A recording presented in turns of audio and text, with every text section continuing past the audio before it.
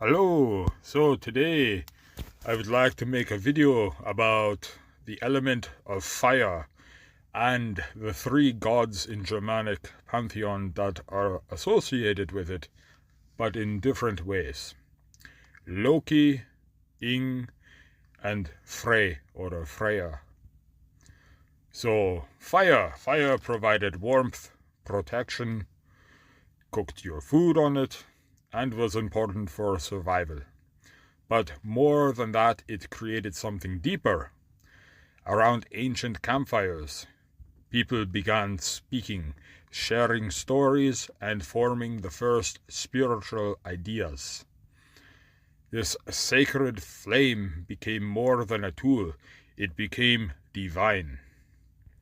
Across cultures, fire appears as a sacred intelligence. Agni in the Vedic tradition, Ignis in the Latin tradition, and Ing in the Germanic tradition.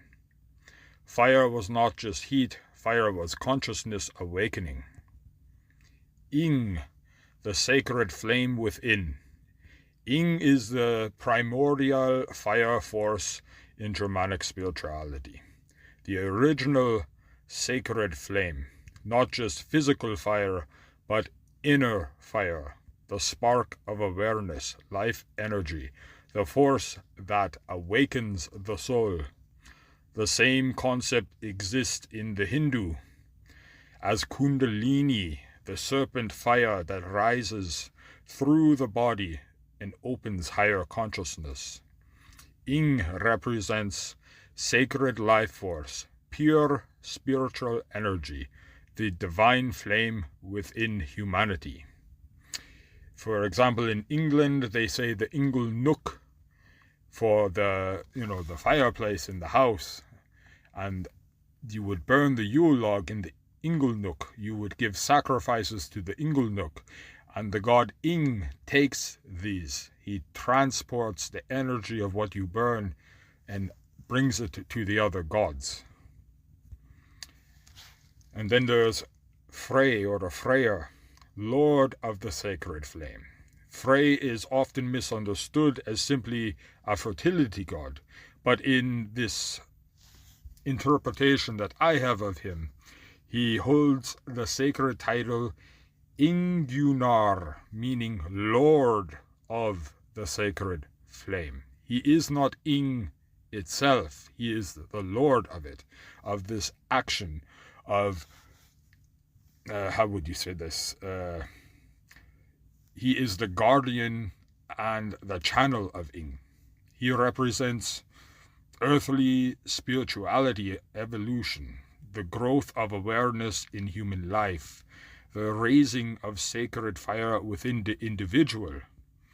Where Odin reaches towards the heavens, Freyr works within the soil of the human existence.